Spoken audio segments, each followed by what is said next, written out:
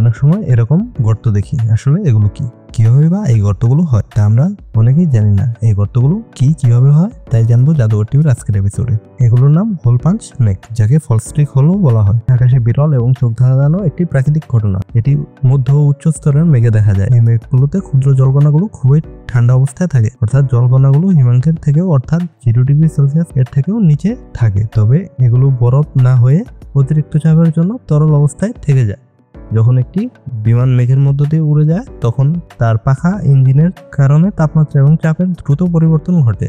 এই পরিবর্তন সুপারকুল জলকণাগুলোকে হিমায়িত হওয়ার অর্থাৎ বরফ হওয়ার প্রক্রিয়া শুরু করে। বরফ হওয়ার সময় এই জলকণাগুলো চারপাশের জলীয় বাষ্পকে শোষণ করে এবং মেঘের সেই অংশের জলীয় বাষ্প দ্রুত বিলীন হয়ে যায়, ফলে মেঘে একটি ফাঁকা গর্ত তৈরি হয়।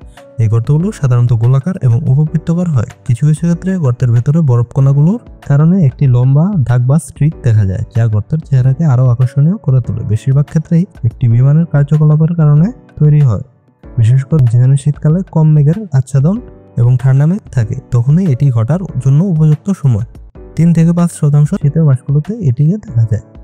হেন্সফিল্ড বলেছেন যে লোকেরা ফ্লাইটে তাদের বিমানের জানালা দিয়ে তাকালেই নিজেরাই দেখতে পারে কিভাবে বিমানের ডানা এই হোলের সৃষ্টি করছে।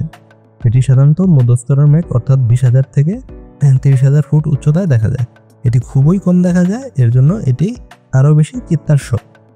এটি সব থেকে স্পষ্টভাবে দেখা যায় স্যাটেলাইট ইমেজের মাধ্যমে। মজার ব্যাপার হলো একে পূর্বে ইউএফও বা আনআইডেন্টিফাইড ফ্লাইং অবজেক্ট বা অদ্ভুত প্রাকৃতিক ঘটনা বলে মনে করা হতো।